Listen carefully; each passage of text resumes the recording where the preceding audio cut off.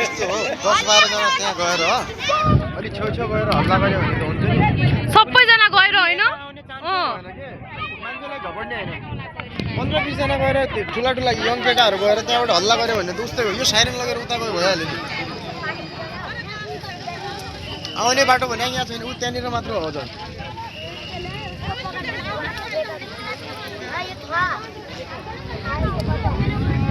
म बसिहाल्थेँ नि